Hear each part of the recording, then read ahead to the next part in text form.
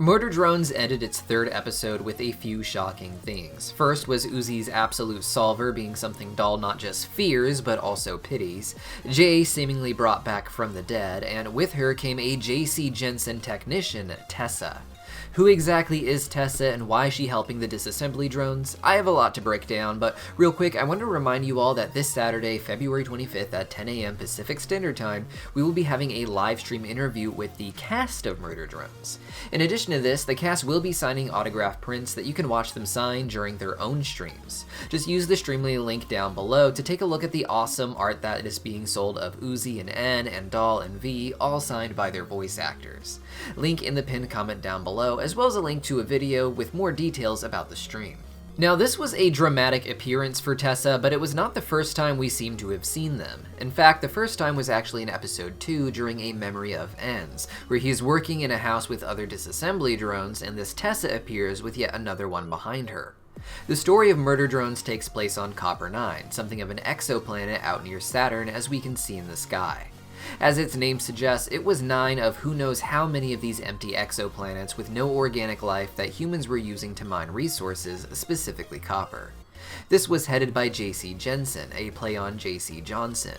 This company's vast reach likely makes it one of the biggest companies on Earth in the show, if not the only remaining monopoly controlling the various industries of all humanity. While humans did appear to come and live on these exoplanets, the work was done largely by the worker drones, with the humans being there more to supervise, and perhaps their families coming along with them, with a community developing around that similar to on military bases here on Earth.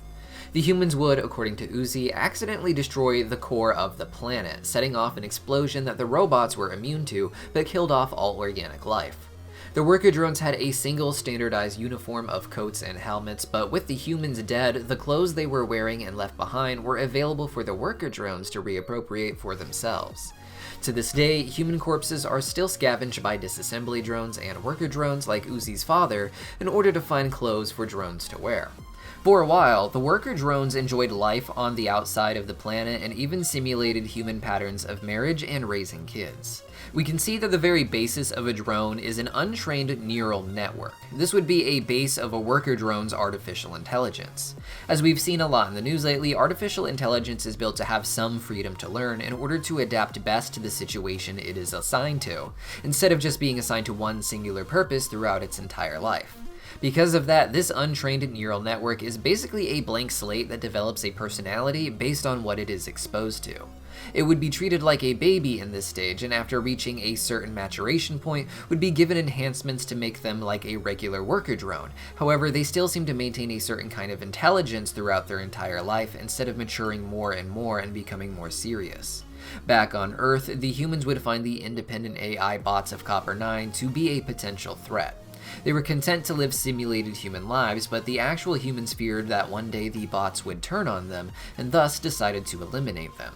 This was done by sending J, N, and V. They showed up in Uzi's community and terrorized it, but given that their letters are not A, B, and C, it would seem that there are other disassembly drones with letter designations that exist.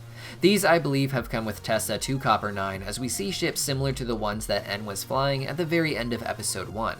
Tessa was likely on one of these ships, and would be dispersing them around Copper 9, if not just coming in as backup or a second round from Earth for this particular invasion.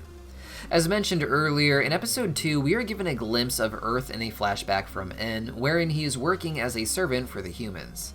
Here, the human describes it as being an oddity, with the added hair that they have being even more odd. All of this, they indicate, is done by a girl, later revealed to be Tessa, who finds these drones in the dump.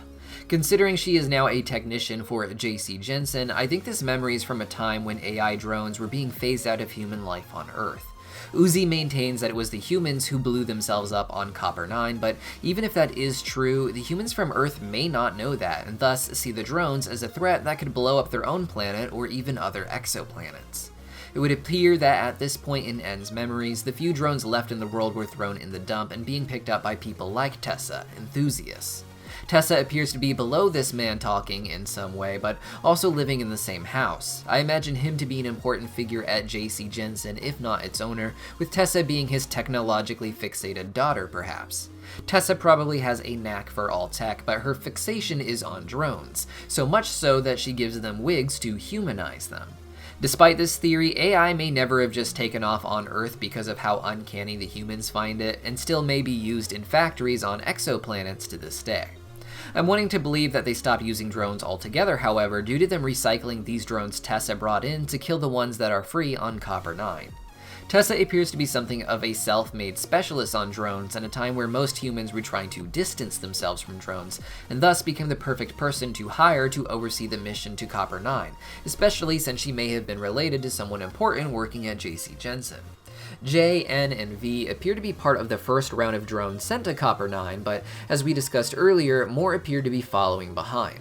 J was destroyed in episode 1 by Uzi, but this activated the Absolute Solver. This backup program manages to project holograms to lure other drones in, killing them until it can get all the appropriate pieces to recreate the Disassembly drone, creating monstrous robots with what pieces it does have.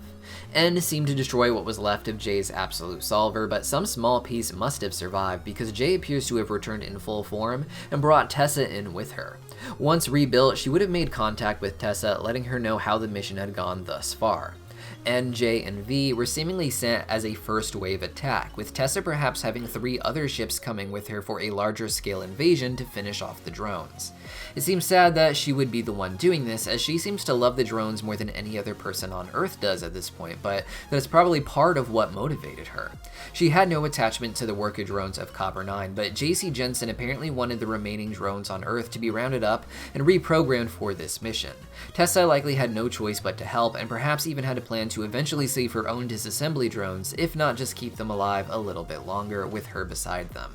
The disassembly drones had their memories mostly wiped, though we see fragments of them bubbling up to the surface, and even V indicates that she knows a lot more than she lets on, and to some degree may even be trying to protect N from learning too much. They were also equipped with special injectors that dissolve robotics, and a special saliva that preserves them, which they can use on themselves to avoid damage from their own poison. Somewhere in all this, their engines became easily overheated, with N indicating that the cold oil of a worker drone he eats is what helps him maintain his survival by not overheating. It is not known how long the drones can last without oil, as they seem to have been able to live for quite some time just scavenging, with most of the drones hiding behind 3 doors. Copper 9 does not seem to get very much sun, as it appears to be much closer to Saturn, but the sunlight it does get is so strong that N says he can't go outside and be in the sun with Uzi at the end of episode 1, as I imagine it would make him overheat. The race against time has become about trying to find a way to remove this function to N so that he doesn't have to kill again in order to survive, and perhaps even Dahl and Uzi, as the Absolute Solver appears to affect them.